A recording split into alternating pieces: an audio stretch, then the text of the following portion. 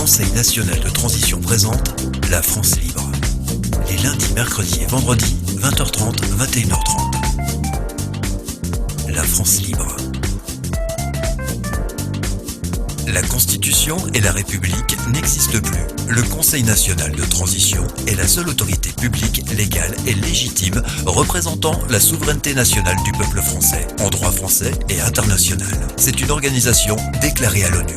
On rappelle, toutes les mesures Covid, y compris les inoculations soi-disant vaccinales, sont des expériences médicales ou scientifiques interdites par le droit international. Il s'agit de crimes contre l'humanité. Toute personne qui vous impose le masque ou vous menace de PV ou de vous licencier pour non-respect d'une mesure Covid commet un crime contre l'humanité. Pour connaître vos droits et les faire valoir, informez-vous. www.conseilnational.fr. Rejoignez gratuitement le CNT sur www.conseilnational.fr.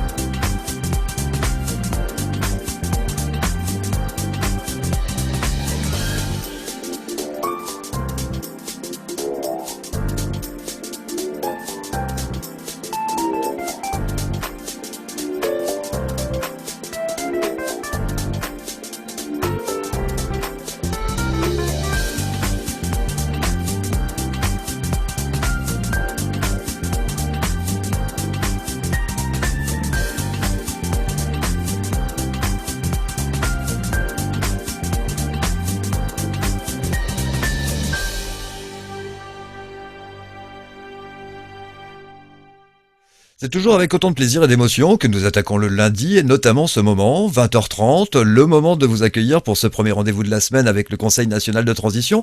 Après un aussi bon week-end, la soirée devrait être de la même teneur. Bienvenue dans la France libre avec ce soir nos intervenants Bruno et Philippe. Bonsoir messieurs.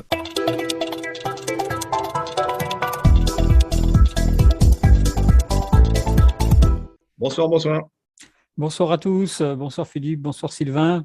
Moi, je vais commencer d'une manière très courte pour vous dire que samedi, il y a donc encore eu des manifestations et ça, Philippe va pouvoir vous en parler tout à l'heure. Et puis pour vous dire que les 6 sommations qu'on a envoyées au ministre ont bien été reçues et nous avons récupéré les accusés de réception. Donc ça va commencer à bouger. Donc Philippe vous expliquera tout à l'heure un peu plus en détail. Maintenant, je voulais juste vous dire une chose, c'est que du côté du Parlement européen, apparemment, ça bouge aussi. Il y a des députés qui commencent à ruer dans les brancards et à rouspéter par rapport à tout ce qui se passe et à toutes ces mesures liberticides.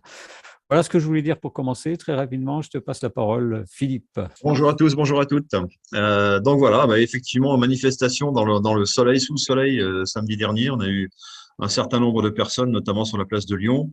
Alors, vous savez qu'au sein du CNT, c'est pas forcément notre cœur de cible de rameuter des personnes pour les faire défiler.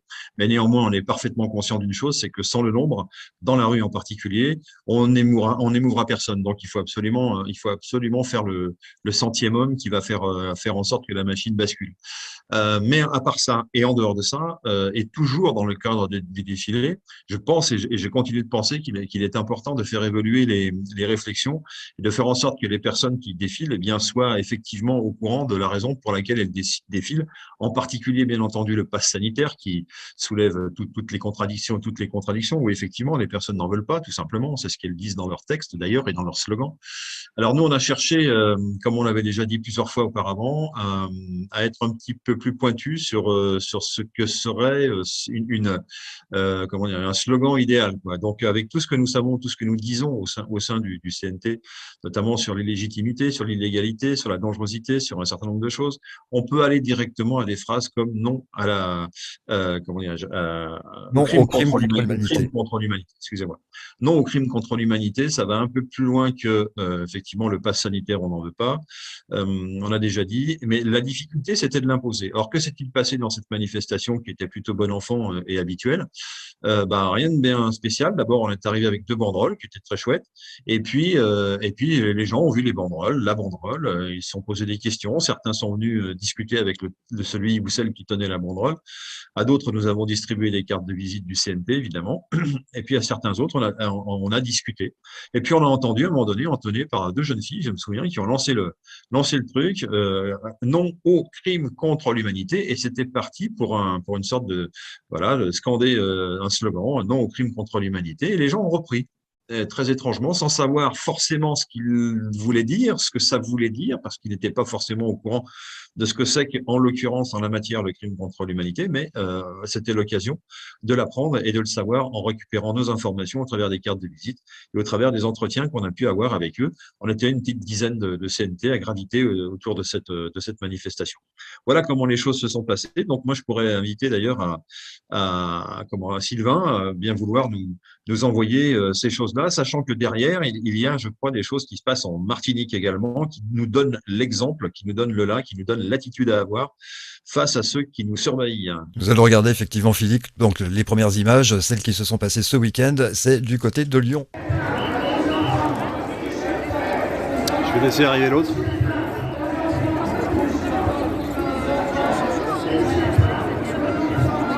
Si c'est l'Anthony Garnier, on y est vite. Hein. Quitte à prendre le métro pour revenir. Ça se calme, il y a des creux, il y a des coups de mou.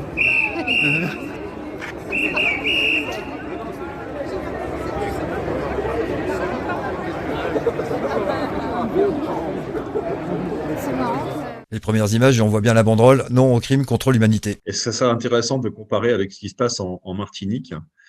Voilà, si tu as des images. Oui, juste le temps de les préparer, et je suis à vous.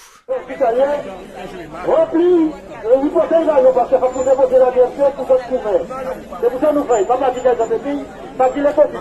Mais, quand on s'est couillé pour nous déposer la direction, tout à l'heure. Parce que sans droit de recherche, c'est ça qui a fait dans cette là et puis les jours à venir, c'est pas pour dans la salle d'eau. Il est réglementaire. Donc, sans la direction, ça qui n'est pas dans cette collection, mais ça coûte les gens. Rempli couillé là, et ramenez dans nos bateaux là. Des images de la Martinique où on voit le retour du personnel soignant, vacciné ou non vacciné, retour du personnel soignant donc pour soigner. Ah voilà, ça c'est à mon avis un point extrêmement important parce que c'est du personnel qui justement n'avait pas souhaité se faire vacciner et qui avait donc logiquement été exclu des zones de soins, donc de l'hôpital en l'occurrence, puisque c'est ce que nous vivons en France métropolitaine aujourd'hui. Mais grâce à une résistance farouche des syndicats ou pas de syndicats d'ailleurs que les soignants se sont mis ensemble pour dire bah non, tout ça est illégal, tout ça n'est pas normal. Eh bien, avec en plus le fait que les non vaccinés ou les vaccinés, pardonnez-moi, ceux qui étaient vaccinés ont joué le jeu et ne se sont pas rendus à l'hôpital non plus par solidarité avec les autres, et ça c'est un point très important. Eh bien, ce qui s'est passé, c'est que la direction de l'hôpital s'est retrouvée tout simplement sans soignants. Et qu'à un moment donné, il a fallu faire des choix entre respecter la règle et ou pouvoir faire fonctionner l'hôpital. Eh bien, que croyez-vous qu'il est arrivé? Eh bien, la direction générale a cédé et a fait en sorte que les personnes soient intégrées, les soignants soient réintégrés, qu'ils soient ou non vaccinés. Donc ça, c'est un précédent, ce qu'on appelle un précédent important et qui devrait faire, je dirais, faire souche et nous permettre à nous, au sein de la métropole, nous faire prendre exemple avec tous nos confrères et nos consoeurs des soins qui ont réussi à renverser tout simplement la machine et la mettre par terre.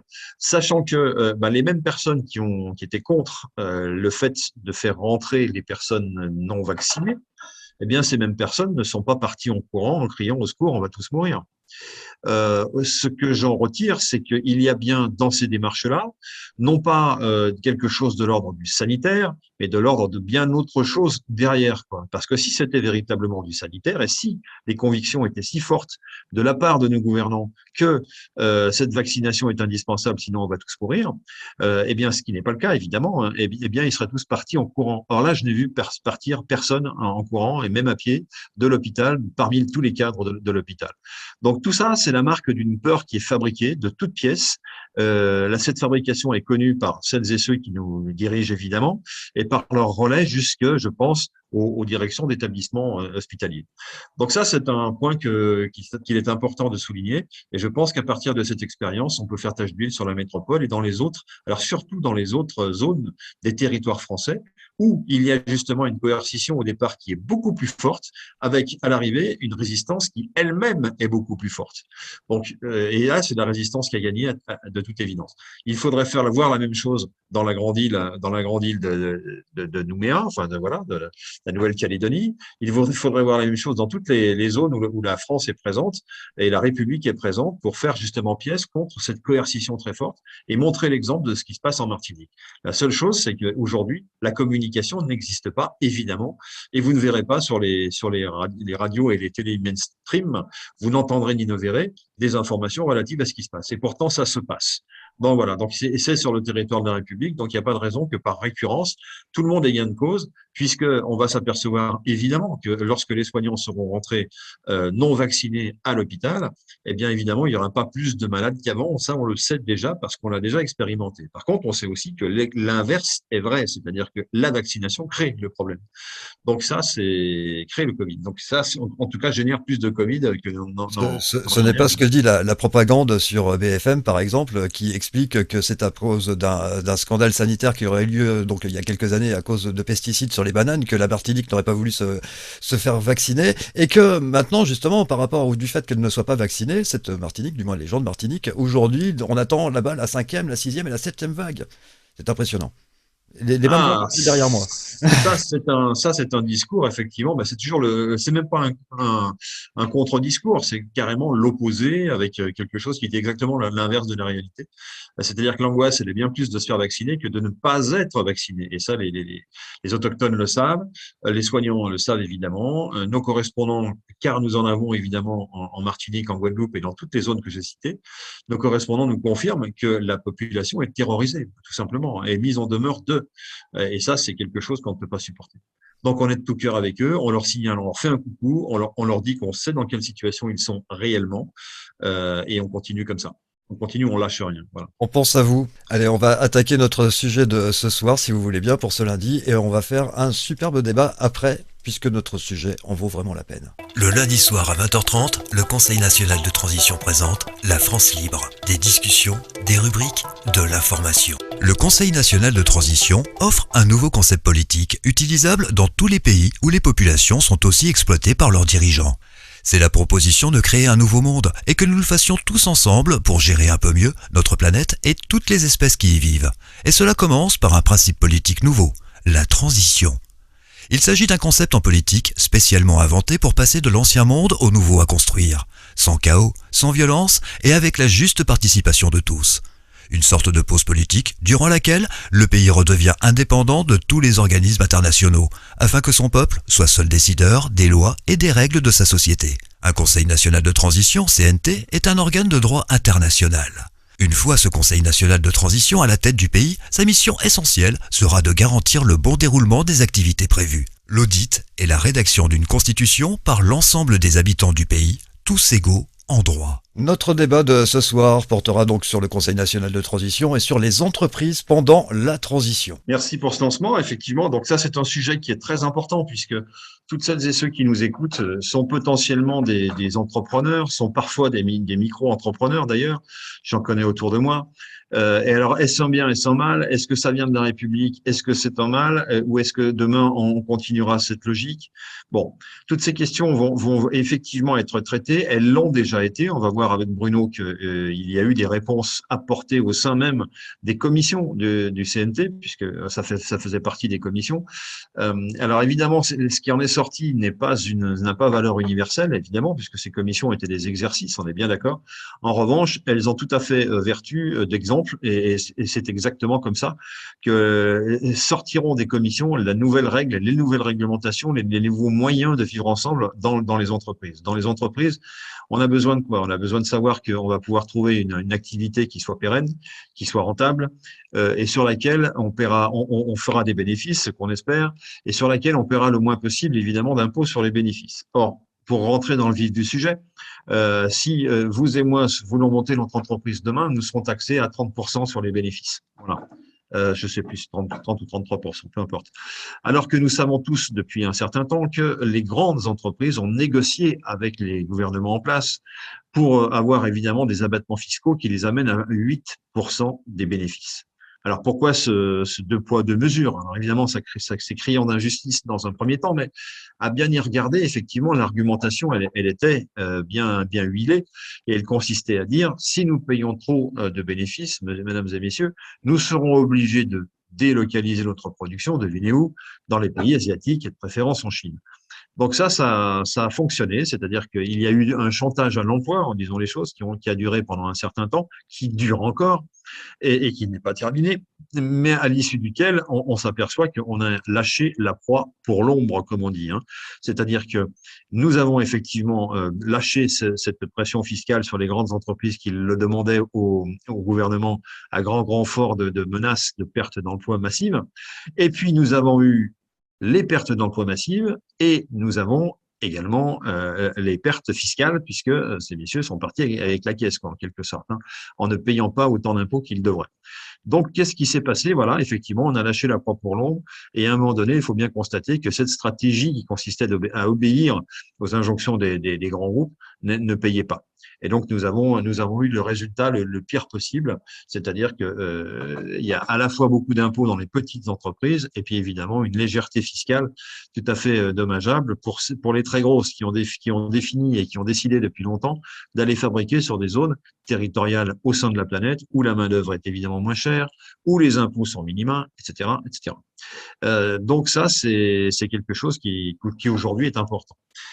Donc, comment faire pour vivre demain? Comment, par exemple, savoir ce que c'est comment dirais-je, un pas de porte, par exemple. J'ai entendu des discussions partir un peu dans tous les sens ce matin, parce qu'il faut être tout à fait honnête et clair. Au sein du CNT, nous avons des différences de vue sur la meilleure façon de traiter l'entreprise d'un point de vue fiscal et d'un point de vue social, sur les charges sociales en particulier. Donc, ces façons-là, elles ne sont pas évidentes. Il faut bien à un moment donné qu'il y ait des revenus, il faut bien à un moment donné qu'il y ait des choses financières qui reviennent par le groupe, liées au travail, liées à la création, à la création de richesse et au travail. Alors ça, c'est quelque chose dont Bruno nous parlera tout à l'heure avec beaucoup plus d'expertise que moi. Mais aujourd'hui, bien évidemment, nous constatons ces discussions qui ne sont pas closes et nous n'avons pas de dogme. C'est-à-dire qu'au sein du CNT, aujourd'hui, on est capable de dire deux choses. On est capable de dire il y aura un audit financier, il y aura également un revenu universel, et il y aura, voilà, ce sont des éléments importants, ce sont des cadres importants, des pylônes, des poteaux, je dirais, qui vont maintenir le système de demain, qui vont l'encadrer en tout cas. Et puis à partir de là, à partir de ces grands principes de base, eh bien, nous sommes assez ouverts. Donc nous n'avons pas, pour l'instant, d'avis à donner sur quelle sera l'imposition des petites et moyennes entreprises. Est-ce qu'il y a telle et telle chose qui seront permises, telle et telle autre qui seront revues et corrigées? Bon. La seule chose que nous pouvons dire, c'est que tout ira dans le sens d'un rééquilibrage. Et tout est là, en fait. Hein. C'est quand on se fixe les objectifs, après, pour les moyens, ça devient plus simple. Si on se fixe comme objectif, comme c'est le cas au sein du CNT, pendant cette période de transition, de rééquilibrer l'ensemble de tout ce qui doit être rééquilibré au niveau des revenus, au niveau des dépenses, évidemment, faire en sorte, comme nous l'avons déjà dit, que ce revenu universel inconditionnel puisse permettre à chaque être humain de vivre dans la décence, en faisant bien attention d'encadrer l'augmentation des prix des loyers, par exemple, sinon ça n'a plus de sens, en étant tout à fait vigilant sur un certain nombre de cadres. Et voilà, et donc ça, c'est une politique dite de relance, évidemment, sachant qu'il y a bien sûr toujours le problème de la dette extérieure, de la dette publique, mais le problème de la dette publique, nous avons déjà un petit peu traité le sujet en disant que tout simplement, elle est illégale. Donc, nous verrons bien ce qui se passera lorsque nous déclarerons haut et fort quand nous serons aux affaires. Donc voilà, donc cet argent, il y aura une grande partie de cet argent qui va être justement retrouvé, puisqu'on va récupérer des avoirs, on va récupérer des actifs. Et puis, voilà, donc il y aura de la part du gouvernement tout un suivi. Et il y aura une intervention, c'est clair, hein, du gouvernement au niveau bancaire, on l'a dit. Voilà, et au niveau des médias, bien évidemment, des informations en général, et voilà. Donc, par rapport à l'entreprise de demain, qu'est-ce qui va changer? Ben, moi, ce que je crois, tout simplement, ce qui va changer, c'est la nature même de l'entreprise. C'est-à-dire, qu'est-ce qu'on a à vendre quand on entreprend, c'est qu'on veut vendre quelque chose, le mettre sur le marché. Est-ce que ce seront des choses tout à fait novatrices? Est-ce que ce sont des choses dont nous n'avons pas idée encore aujourd'hui? Est-ce que ce seront des services ou est-ce que ce seront des biens matériels? Alors évidemment, les biens matériels, on a connu ça pendant des années. Hein. Moi, je suis né dans des années où on allait à l'usine le matin. Hein. Aujourd'hui, il n'y a plus d'usine. Hein. Il n'y a plus que des unités de production de services, en fait, où essentiellement, il y a encore quelques usines, rassurons-nous, mais elles sont minoritaires par rapport à tous les services. Alors, je n'ai pas les chiffres en tête, hein, je ne suis pas expert en la matière, mais disons que c'est la tendance. Donc, on allait à l'usine. Aujourd'hui, est-ce qu'on ira demain à l'usine pendant la transition? Est-ce qu'on libérera un certain nombre de choses? J'ai envie de dire peut-être, c'est pas sûr, mais peut-être en fonction de ce qui va se libérer en termes de brevets, en termes de capacité de fabrication, qui vont soulager la vie des gens. Si par exemple demain on invente un lit de guérison, je dis n'importe quoi, hein, et qu'il suffit de monter 4 bouts de métal, etc., et qu'on peut en les vendre par centaines, grâce à un process qui permet de guérir tout le monde, je pense que ça va faire florès. Je pense que ça va avoir un certain succès. Et je pense aussi que ça doit être mis en place par des sociétés françaises qui payeront l'impôt en France, si évidemment l'invention est française. Or, nous avons la chance d'avoir en France un certain nombre d'inventeurs qui ont déposé des brevets ou pas, et sachant que certaines personnes font des brevets, je dirais l'indicateur essentiel de la créativité industrielle dans un pays, c'est pas forcément toujours vrai, parce qu'il y a quelquefois intérêt à ne pas déposer un brevet pour ne pas se faire copier l'essentiel de ce qu'il y a dedans, quoi. Bien souvent, c'est ce qui se passe. Et puis, quand on dépose un brevet, on intéresse des grosses sociétés qui viennent vous voir et qui vous mettent un paquet d'argent sur la table pour l'échanger contre votre liberté. Voilà. Et puis, vous repartez avec l'argent parce que vous n'avez pas vraiment de choix, quoi. Hein. Donc, tout ça fait que pour vivre heureux, quelquefois, il est important de vivre caché.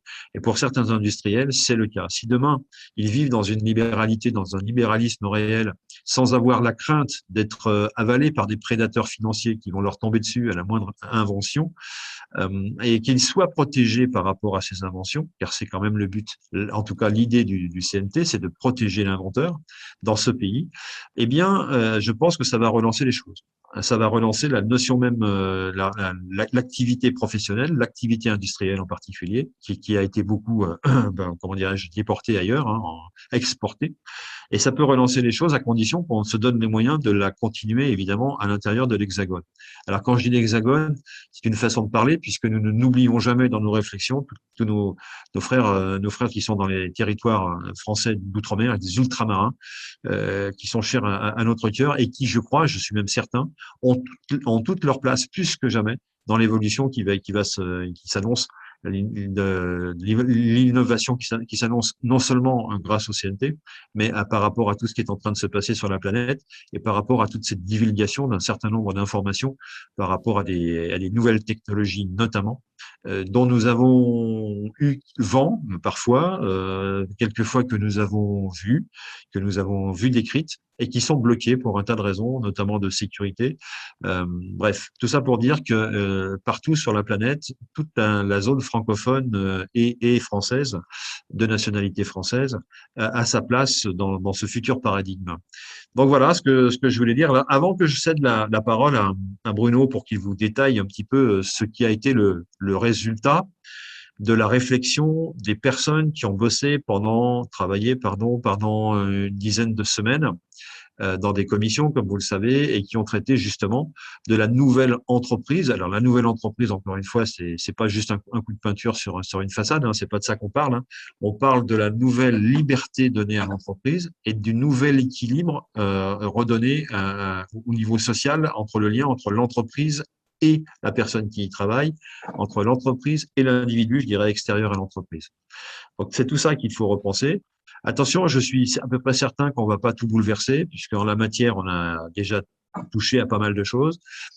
Justement, les seules choses qui vont varier par rapport au passé, c'est cette remise en liberté et cette remise d'informations complémentaires et libres qui vont être abondantes et qui vont changer la nature de l'entreprise et sa profusion. C'est-à-dire qu'à mon sens, il va y avoir plus d'entreprises et qui seront avec plus de salariés, à condition qu'on se donne les moyens de ne pas pénaliser l'entrepreneur par rapport aux coûts salariaux, qui sont un volet très important des coûts. et à condition évidemment que le fisc français ne considère pas les bénéfices des entreprises comme une manne qu'on peut taxer à l'infini sans que ça ait d'incidence sur les prix de vente, sur tout simplement les coûts de revient et par-delà les prix de vente. Ce qui est le b.a.-ba de l'économie que l'administration française n'a jamais voulu prendre en compte, malheureusement. Et tant qu'on était dans une logique industrielle, ça se passait à peu près bien. Et maintenant que cette logique industrielle est en train de décliner tout simplement au profit d'autres pays qui ont récupéré, je dirais, la manne, et qui sont devenus des pays riches par le fait, eh bien, nous n'aurons pas gain de cause, nous ne serons pas à l'aise. Alors, je reviens rapidement sur la notion de pays riche. Qu'est-ce qu'un pays riche? C'est un pays, à mon avis, hein, où l'ensemble des personnes se répartissent la richesse. Ça, c'est un pays riche. Par contre, un pays riche, c'est pas forcément un pays où il y a 80% des gens qui respirent à peine et qui mangent à peine et 20% qui s'en mettent, comme on dit, plein les poches. Ça, c'est pas un pays riche, c'est un pays de riches. C'est pas la même chose. Donc, nous, ce qu'on souhaite, c'est avoir des pays riches, c'est-à-dire un pays, France, qui soit riche, c'est-à-dire que la répartition se fasse harmonieusement. Monde soit à la même enseigne, si je puis m'exprimer ainsi. On l'a déjà dit, on le redit encore aujourd'hui avec plaisir.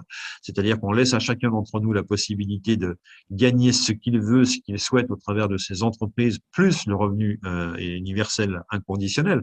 Mais nous disons que dans ce pays, nous ne laisserons personne sur le rebord du trottoir au motif que la personne n'a pas trouvé de travail, au motif qu'elle ne sait pas quoi faire de sa vie, au motif qu'elle est clochardisée, etc.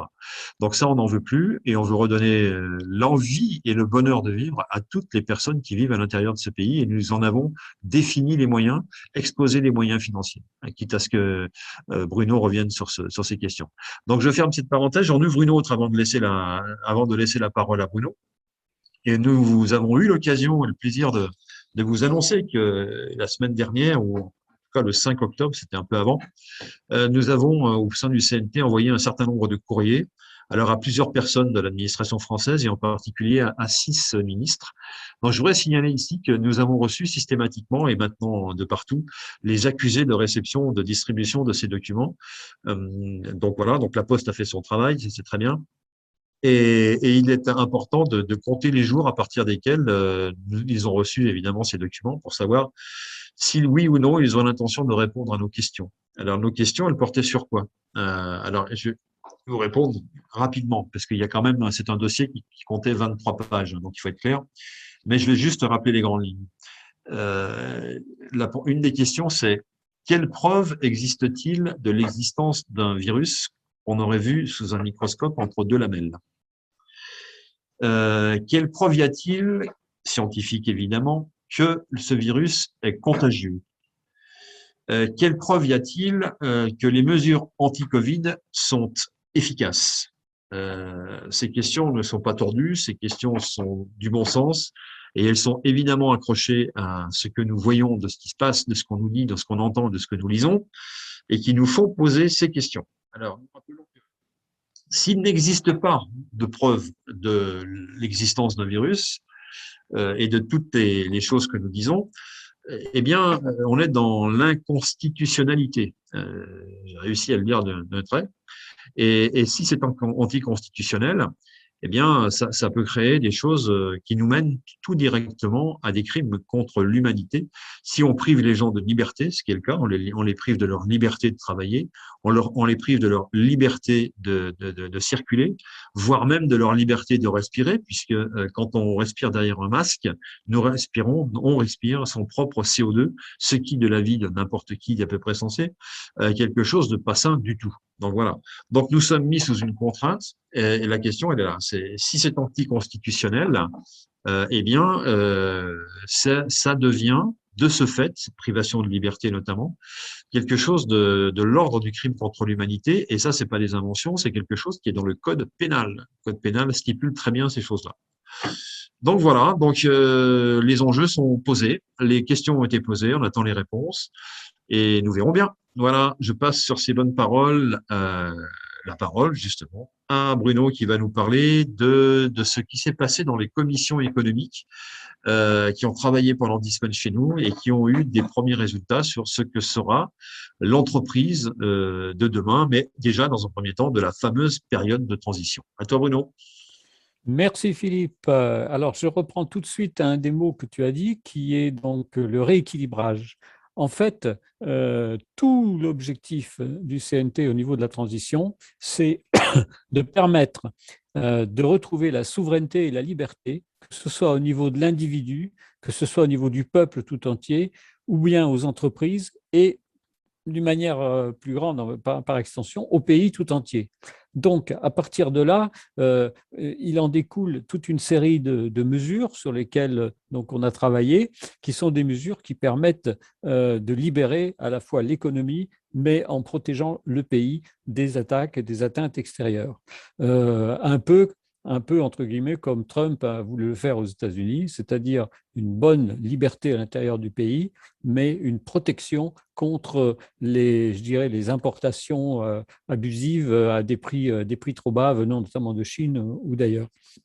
Alors, pour ça, je vais d'abord vous renvoyer sur le site conseilnational.fr parce que à de nombreuses reprises depuis 1 an et demi, on a fait des émissions concernant donc tous ces sujets de l'économie, que ce soit la ressource inconditionnelle, que ce soit donc l'audit ou que ce soit donc toutes les mesures qui permettront aux gens de pouvoir mieux vivre et de mieux se développer.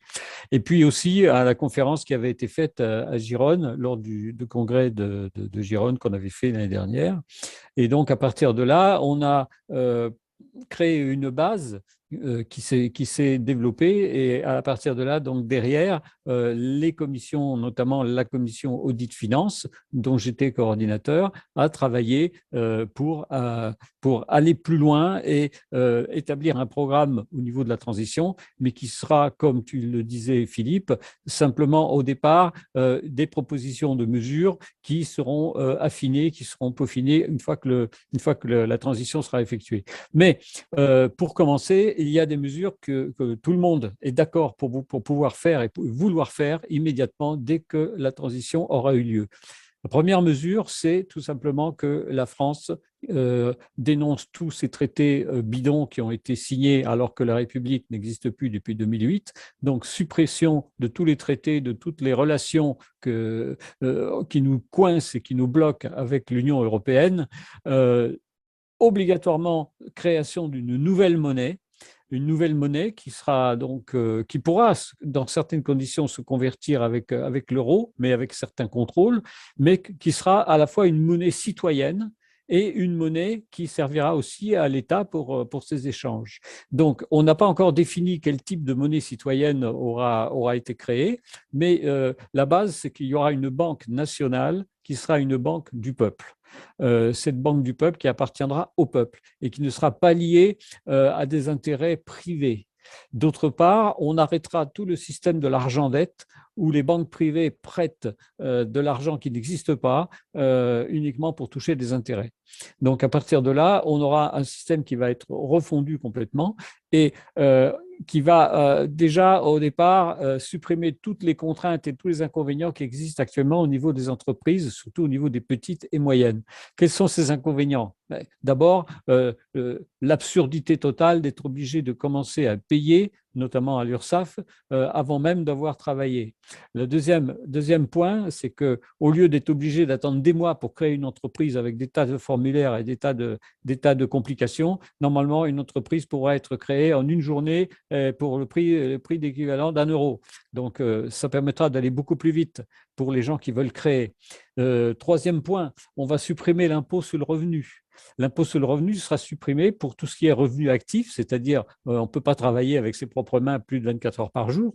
Donc, cet impôt sur le revenu sera supprimé. Mais en contrepartie, on aura une TVA progressive et une TVA flexible qui sera liée à la fois à l'écologie, parce qu'elle taxera plus les produits qui nécessitent plus de dégagement de CO2 pour être fabriqués, et qui taxera de plus en plus les produits qui arrivent au niveau du luxe. Par contre, tous les produits de première nécessité, ce sera 0%.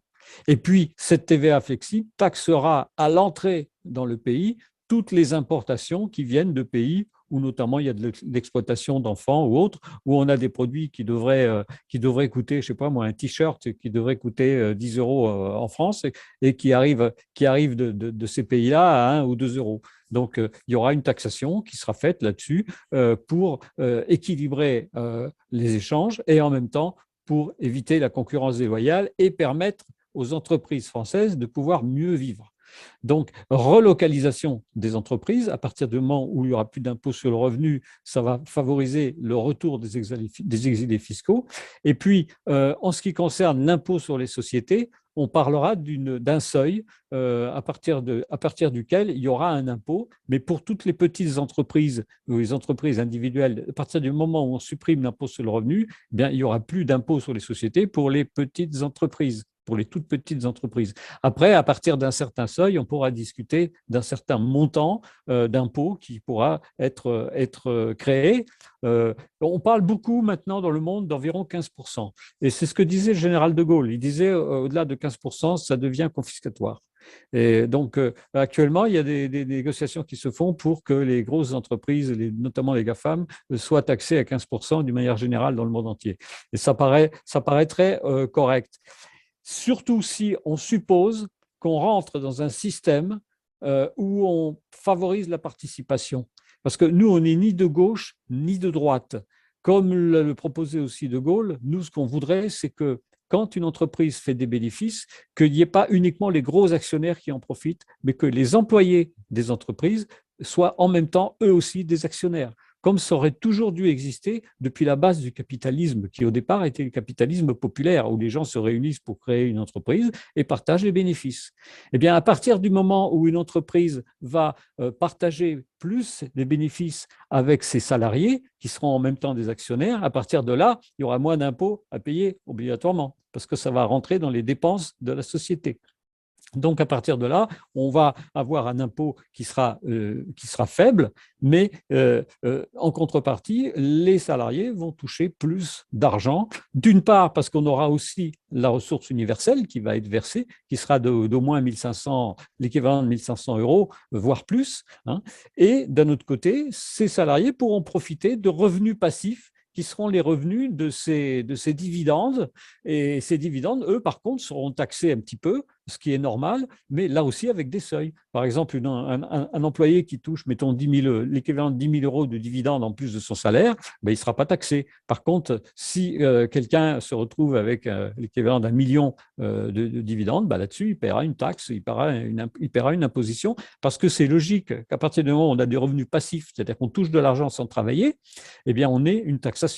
Alors qu'il n'a jamais été logique de créer un impôt sur le revenu pour les gens qui travaillent avec leurs propres mains. C'est un petit peu une forme d'esclavage. Et tout ce système sera énormément simplifié. On va supprimer ce code des impôts qui fait 3000 pages. On va créer donc cette TVA flexible qui va être beaucoup plus simple à percevoir, même s'il y a des seuils, même si on va avoir des seuils en fonction du type de produit, ça sera beaucoup plus facile à gérer et en même temps, donc, ça va libérer un certain nombre de fonctionnaires qui n'auront plus de raison d'être, mais qui de toute façon toucheront le revenu inconditionnel. Et donc, pour répondre à la question de beaucoup de personnes qui se disent « mais comment vous allez financer ce revenu inconditionnel? Comment vous allez financer le fait de supprimer l'impôt sur le revenu, etc. etc. » Déjà, première chose, l'impôt sur le revenu, il coûte plus cher que ce qu'il rapporte. Déjà par rapport à la rémunération de tous les employés qui sont chargés de le percevoir. Deuxièmement, par rapport à tout le temps perdu par les entreprises pour faire leurs déclarations alors qu'elles pourraient travailler. Donc, ça crée une baisse énorme de productivité. Et puis, troisièmement, parce que de toute façon, cet impôt sur le revenu représente à peu près que 70 milliards et que quand on fait les comptes, finalement, c'est plus d'emmerdement qu'autre chose pour les petits, surtout pour les petits entrepreneurs. Donc, à partir de là, on aura un système où les gens vont avoir beaucoup plus de liberté pour pouvoir créer. Le revenu inconditionnel va leur relancer au niveau de l'économie et leur pouvoir d'achat. Donc, on va passer d'un cercle vicieux actuel à un cercle vertueux. Au lieu d'avoir des gens qui mettent des mois à créer une entreprise, qui sont obligés dès le départ de payer de l'URSSAF, de payer des cotisations sociales élevées, tout simplement parce qu'il y a du gaspillage. Je ne vais pas revenir, mais enfin, je peux quand même revenir, hein, ça va sans dire, mais je le dis quand même. Les fameuses 9 millions de cartes vitales qui n'existent pas, hein, qui sont complètement bidons et qui coûtent plus de 50 milliards d'euros par an à l'économie. Donc, tout cet argent va être récupéré par l'audit. Quand on va faire l'audit, on va découvrir tout ce qui a pu être gaspillé, tout ce qui peut être détourné, aussi bien au niveau des entreprises publiques que des entreprises privées ou de tous les politiciens qui prétendent soi-disant nous gouverner. Donc, à partir de là, on va récupérer pas mal d'argent. Toutes les aides sociales actuelles, qui représentent presque 800 milliards, seront totalement transformées en revenus inconditionnels. Donc, on aura simplement des vases communicants entre des fonds qui sont actuellement versés de cette manière et le revenu inconditionnel. Le fait de diminuer le nombre de fonctionnaires va générer à nouveau des recettes plus importantes, ça va faire apparaître beaucoup plus d'argent, et donc on aura un équilibre qui va se faire. Alors, on nous parle aussi du fait qu'il y a la fameuse dette du pays. Bon, c'est vrai, comme tu disais, Philippe, que depuis le traité de Maastricht, ces intérêts qu'on doit payer aux banques privées sont totalement illégaux. Parce que normalement, on n'aurait jamais dû emprunter en tant que pays à des banques privées, mais uniquement à la Banque centrale. Donc, il se pose la question. Alors, ça n'a pas été jugé d'une manière définitive dans la commission finances si on allait devoir annuler cette dette ou si on devait assurer le remboursement de ces intérêts.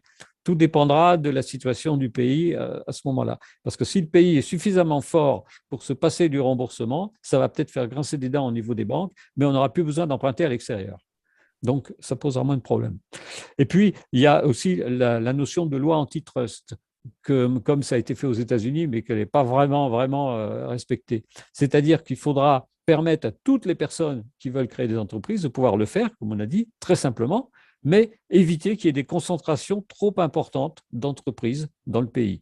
Donc, il faudra une loi qui limite à partir d'un certain montant, à partir d'un certain niveau, qui permettent de maintenir une libre concurrence. Parce que quand on parle de liberté d'entreprendre, la liberté des uns s'arrête quand commence celle des autres. Donc, il faut que la liberté soit quand même encadrée par quelque chose qui évite justement qu'on ait des trusts qui viennent dominer l'économie, comme par exemple tous les milliardaires actuellement qui contrôlent tous les médias. Donc ça ne devra plus exister. Et puis, il y a aussi donc, des choses qu'il faudra voir d'une manière très, très précise, c'est comment on crée cette fameuse TVA flexible, à partir de quel montant, à partir de quel type de produit. Par exemple, les produits de première nécessité, ça sera 0%. Je crois qu'en Angleterre, c'est déjà le cas d'ailleurs. Pour les produits de première nécessité, c'est 0% de TVA. Par contre, quelqu'un qui veut s'acheter, par exemple, une voiture de moyenne gamme, eh ben, il va peut-être être obligé de payer 15-20% de TVA. Celui qui veut s'acheter une voiture de gamme supérieure, il paie à 30 ou 40%. Puis celui qui veut s'acheter une Ferrari, ben, il va peut-être payer 80% de TVA. Alors, ça paraît énorme, mais n'oublions pas que si de l'autre côté, on a le revenu inconditionnel et l'absence d'impôt sur le revenu, eh bien, celui qui gagne beaucoup d'argent, eh ben, s'il veut s'acheter un produit de luxe, eh ben, il paiera sa taxe. C'est logique. Et en même temps, c'est écologique. Parce que ça coûte beaucoup plus cher, je dirais, en dégradation de la nature, en émissions de CO2, de construire, de fabriquer un produit de luxe que quelque chose qui est basique. Donc, c'est à la fois une TVA qui sera à la fois donc d'une manière, je dirais, en faisant la distinction. D'une part, ça sera une partie de la taxe, ça sera pour l'écologie, et une autre partie de la taxe, ça sera simplement pour alimenter, pour faire fonctionner l'économie et alimenter l'État.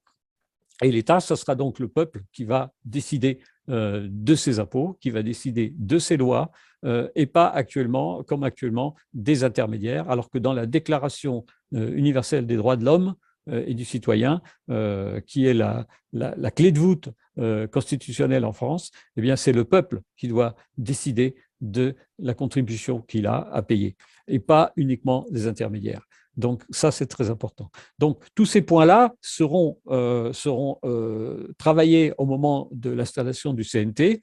Il n'y a rien de définitif, mais ce qu'il faut bien comprendre, c'est ce qu'on veut faire. Ce qu'on veut faire, c'est que chaque individu ait la liberté et la même possibilité d'avoir l'ascenseur social, la même possibilité de créer ce qu'il doit créer, ce qu'il veut créer, et comme tu disais Philippe, récupérer tous les brevets qui ont été bloqués par les grosses multinationales, par les grosses entreprises, que ça dérange, et qu'à partir de là, chacun puisse exprimer sa créativité d'une manière simple, rapide, en évitant d'être taxé dès le départ, et n'étant taxé qu'à partir d'un certain seuil, qui fait qu'à partir de là, on aura soit le choix pour l'entrepreneur, à partir du moment où il arrive à avoir ce seuil, commence à gagner beaucoup d'argent, il aura le choix, soit de payer un impôt sur les sociétés qui sera modeste, qui sera correct, de l'ordre de 15%, soit de moins payer, mais à ce moment-là, pour ça, il faut qu'il redonne une partie de ses bénéfices à ses salariés. Et donc, on arrive à la participation. Et donc, à partir de là, tout le monde y gagne. Et comme tu disais, Philippe, à ce moment-là, on fait une répartition et un rééquilibrage. Alors, il y a beaucoup d'autres aspects. Par exemple, les cotisations sociales.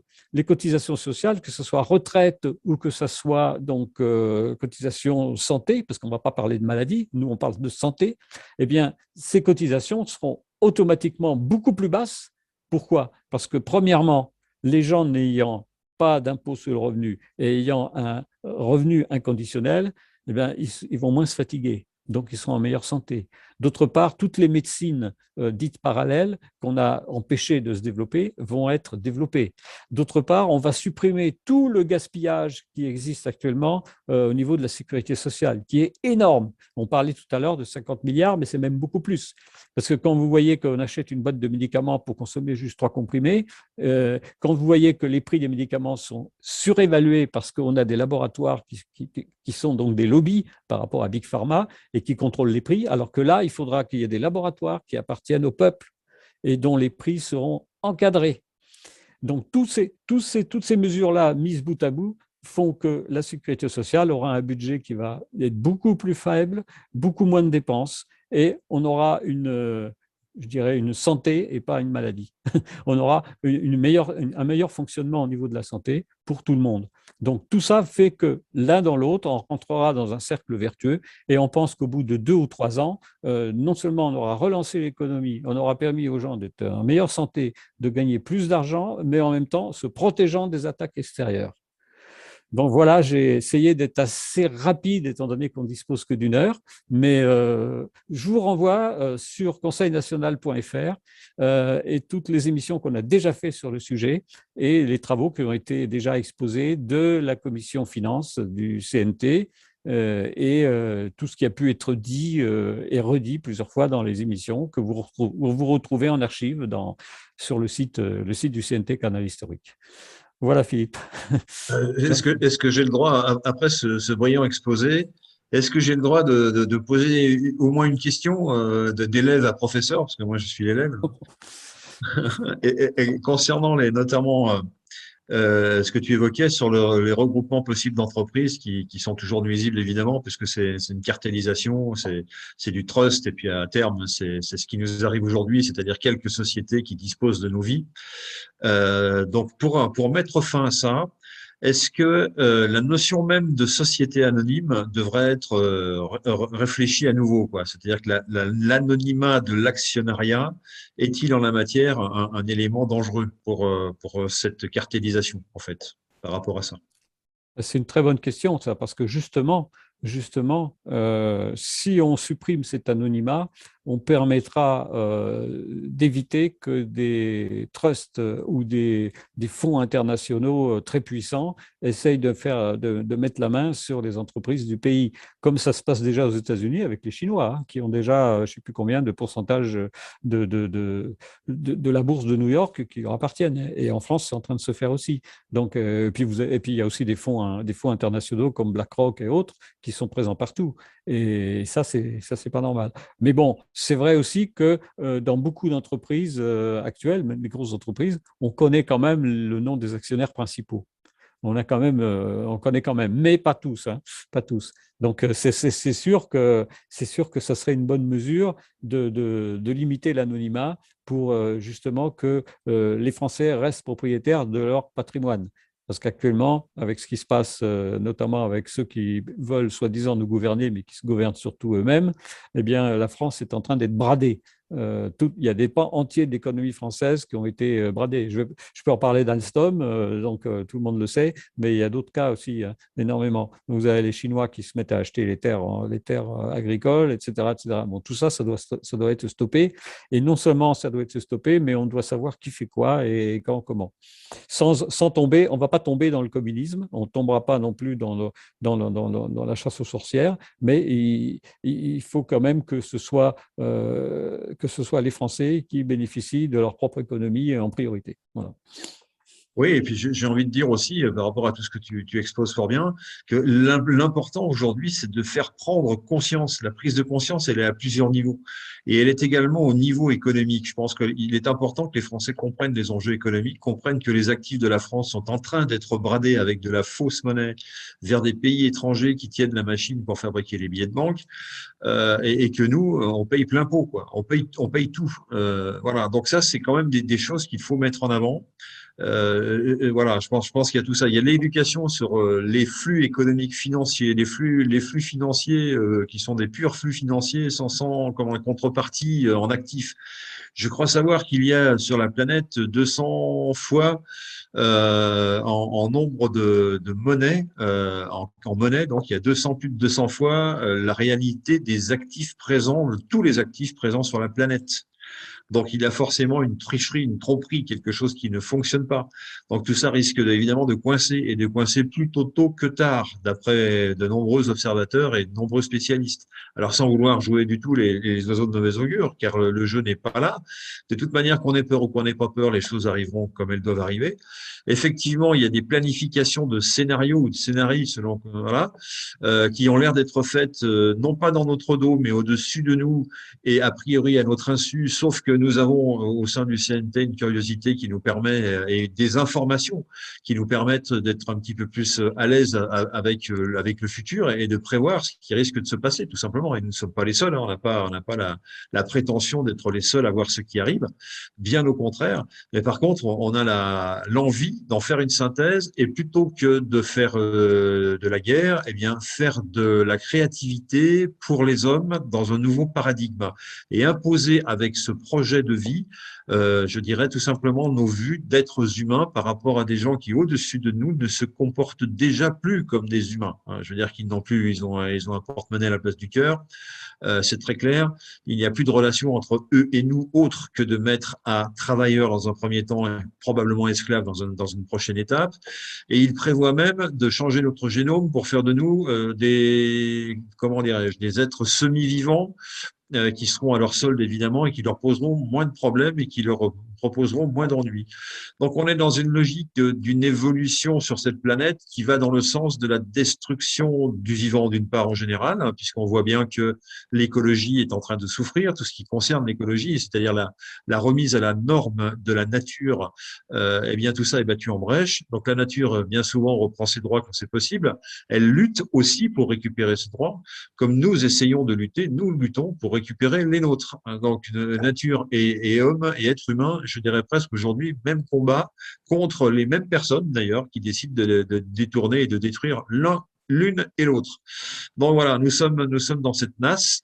Comment faire pour en sortir? Il y a des solutions. Il y a évidemment des solutions. Il y a déjà la première chose à faire, c'est de se renseigner, de s'informer. S'informer auprès du CNT, c'est tout à fait possible. Je vous ai expliqué tout à l'heure que nous avons dialogué, entamé un dialogue épistolaire, on va dire, avec certains ministres de la République française. On verra bien s'ils sont dans la volonté de répondre à ce dialogue, à cette demande de dialogue. Normalement, tout devrait passer par tout simplement l'Assemblée nationale. C'est là que les lois devraient se faire. Or, nous constatons de plus en plus de choses, c'est qu'elles arrivent tout de suite, ces lois, chez des parlementaires qui ne les ont pas vues passer, comme on dit, et qui n'ont pas envie de les voter pour certains d'entre eux, y compris chez LREM. Nous avons des témoignages pour ça, mais qui se retrouvent coincés, puisqu'après avoir passé 10 heures dans l'hémicycle, arrivé à minuit, 1 heure du matin, ils ont envie de rentrer chez eux, de dormir, ce qui est humain, hein, je ne critique pas là. Par contre, on s'aperçoit le lendemain matin que la loi est passée à 3 heures du matin en présence de 40 députés. Et ce scénario-là, il est répétitif. C'est là qu'est le bât blesse. C'est-à-dire que nos chers députés, si honnêtes soient-ils en apparence et si bienveillants soient-ils vis-à-vis de nous en apparence, ont quand même quelque part la complicité de faire laisser voter des lois entre 3 et 4 heures du matin en leur toute absence et sous prétexte qu'évidemment, il est temps d'aller dormir. Quand d'autres, si peu nombreux soient-ils, eux ne vont pas dormir et vont voter notre destin à notre place. Et évidemment, dans un sens qui ne nous arrange pas. Alors, je pense notamment au report ou à la prorogation plutôt du pass sanitaire. Mais il n'y a pas que ça. Il y a d'autres mesures qui sont prises, qui nous emmènent doucement mais sûrement vers un esclavagisme latent, quoi. Est-ce qu'on a envie de ça? Est-ce que cette pente, elle est très douce? Est-ce qu'elle va se réaliser sur un temps long? Ou bien est-ce qu'elle peut s'accélérer très rapidement? Eh bien, moi, je dis qu'elle est pour l'instant ou bien souvent présentée comme un temps long, effectivement, mais que dans la réalité, on se retrouve bien souvent mis au pied du mur et par un système de cliquet, on s'aperçoit qu'on ne peut plus revenir en arrière et que ce que nous avons perdu, nous l'avons perdu définitivement. Je pense notamment à notre liberté, concernant notamment les passes sanitaires qu'on peut nous imposer pour toute la vie et pour les générations à venir, quelle que soit par ailleurs la maladie, puisqu'on va déclarer dans peu de temps qu'à part le Covid-19, il y a sûrement d'autres virus qui se promènent et qui nous en veulent beaucoup et qui nous sautent à la gorge et que désormais, on ne devra plus sortir dans la rue sans la certitude d'avoir passé sous les fourches codines, comme on disait autrefois, c'est-à-dire contre notre volonté, être allé soit se faire tester, soit se faire vacciner. Et ça, c'est une privation de liberté très lourde, d'autant plus que nous n'avons pas les réponses à nos questions sur la véracité de tous ces mots, de tous ces fléaux qu'on nous oppose pour renier nos libertés jour après jour. Donc voilà, l'information, c'est quelque chose de primordial. Alors l'information sur le Covid, c'est essentiel, évidemment, mais l'information économique, c'est aussi très important puisqu'il y a des entrepreneurs, il y a des personnes qui se posent des questions sur l'après. Il y a des gens qui se disent, oui, mais si on perd la liberté d'entreprendre, c'est embêtant, on va perdre les avantages, etc. À ces gens, je leur fais la remarque suivante, c'est que tout nous indique, quand on regarde ce qui se passe aux États-Unis d'Amérique, par exemple, quand on regarde évidemment ce qui se passe en Chine, tout nous indique que nous nous dirigeons tout droit vers une société de type communisant, qu'évoquait tout à l'heure Bruno. C'est-à-dire où on nous laissera respirer, vivre à minima. Quand je dis nous, c'est 90% de la population, nous sommes bien d'accord. Et en contrepartie, on n'aura que le droit d'être content. C'est ce que j'ai dû dire il y a quelques jours en arrière. C'est-à-dire que tant qu'on ne sait pas qu'on n'est pas malheureux, on n'est pas malheureux. Mais quand on se souviendra de tout ce qu'on a perdu, à ce moment-là, oui, on sera malheureux. Moi, je me souviens que ma propre mère disait, mais il y a des saveurs dans la cuisine actuelle que je ne retrouve pas, enfin, qui existaient autrefois, que je ne retrouve pas dans la cuisine actuelle, y compris chez les grands de ce monde, les grands cuisiniers. Donc, il y a des choses qui disparaissent, il y a des traditions qui disparaissent. Et le passé, seuls les anciens s'en souviennent évidemment. Se souvenir d'une saveur, par exemple, d'un fruit ou de quelque chose, d'un aliment quelconque, c'est important. Se souvenir qu'on a eu la liberté de faire ce qu'on voulait, se souvenir qu'on aura eu la liberté de marcher dans la rue sans masque, bientôt, ça fera sourire peut-être nos enfants et nos petits-enfants qui seront, eux, dans l'obligation de courir avec un masque.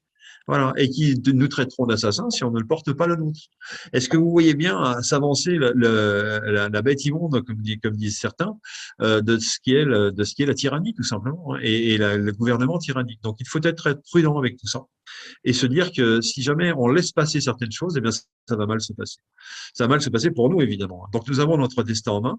Nous ne sommes pas des guerriers, nous ne sommes pas des révolutionnaires, nous sommes des gens qui croyons à l'évolution au sein de la société humaine, tout simplement, d'une évolution qui va lui permettre d'avancer dans des domaines de créativité importants. Nous avons dit tout à l'heure qu'il y a toute une série d'informations technologiques qui sont mises sous le boisseau, qui sont cachées pour des raisons financières, évidemment, notamment concernant l'énergie en particulier, puisque le pétrole, le gaz, ce sont les fluides, les fameux hydrocarbures dont nous avons encore décidé de dépendre aujourd'hui. Jusqu'à quand? Jusqu'à quand? À quel moment aurons-nous d'autres alternatives que ces solutions-là? Donc que ces solutions. Voilà, donc notre vigilance, c'est la garantie de notre liberté pour demain. Donc le CNT, évidemment, est vigilant. Le CNT fait ce rôle de vigie, en quelque sorte. Elle se tient au courant d'un certain nombre de choses, discute, crée des documents qui sont des documents juridiques et qui rendent votre bon droit à toutes les personnes qui sont spoliées dans leur travail parce qu'elles ne peuvent plus aller au travail, etc.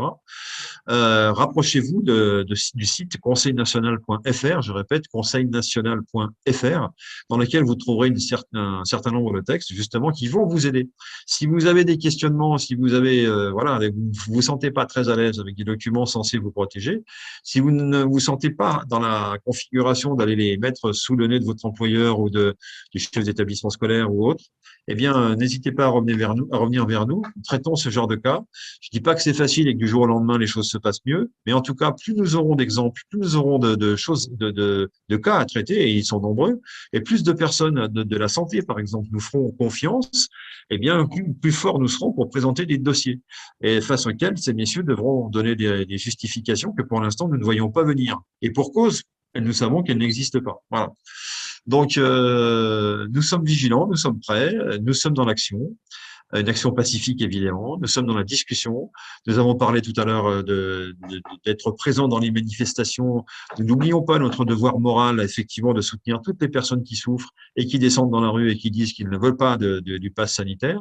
Nous disons simplement que si elles veulent être efficaces, il va falloir qu'elles changent de discours. Et c'est ce que nous avons commencé à faire en mettant des termes un peu différents et qui alertent le gouvernement sur une chose importante, c'est que désormais, à la base, à ce qu'on appelle la base, c'est-à-dire vous et moi qui défilons, eh bien, on a compris d'où vient le mal, quoi. Et que là, on se situe non plus sur un mode élégiaque ou de poésie, si je puis dire, hein. On n'en veut pas, ça veut dire on n'en veut pas, quoi. C'est du confort.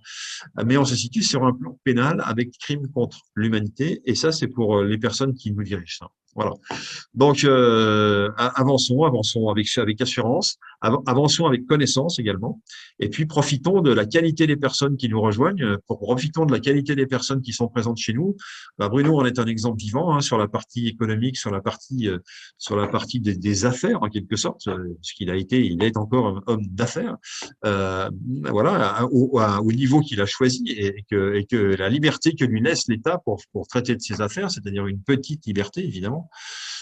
Eh bien, profitons de la connaissance de ces personnes pour avancer et pour proposer des solutions alternatives dans le nouveau paradigme. Alors, je rappelle que le sujet, c'était qu'est-ce qui se passera dans la transition, donc pendant qu'on mettra en place le nouveau paradigme.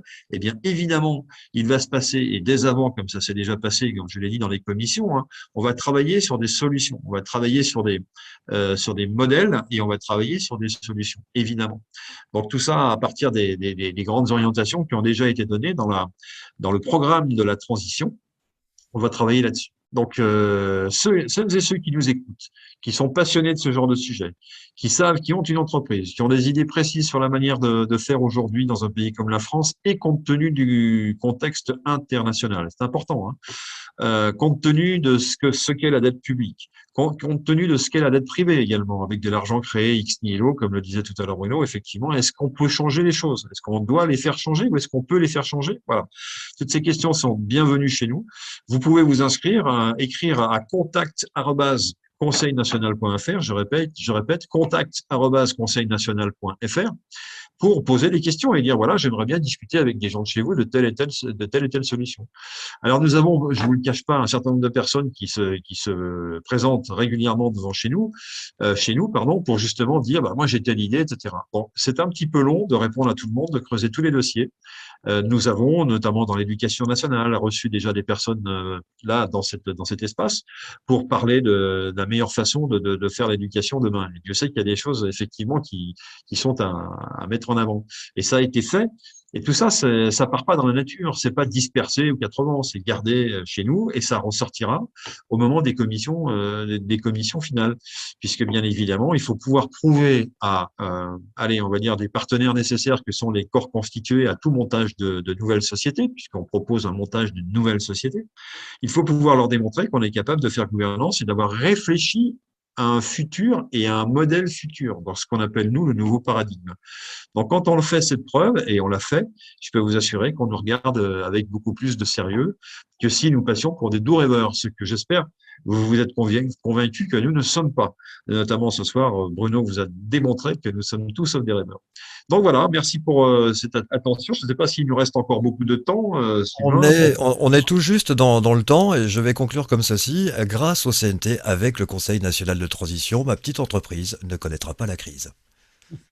Bravo. Sinon, je voulais aussi juste un petit peu d'informations par rapport à l'actualité. Quand on vous entendait dans les télévisions, comme quoi on ne peut pas aller au café, on ne peut pas aller au restaurant. Bon, c'est faux, hein. Il y a de la résistance. Justement, les patrons des cafés, des restaurants, lorsque vous arrivez, vous disent, mais évidemment, asseyez-vous, il n'y a aucun problème. Merci à vous, merci à eux. Merci à vous également de nous avoir suivis. Merci les amis, merci Bruno, merci Philippe.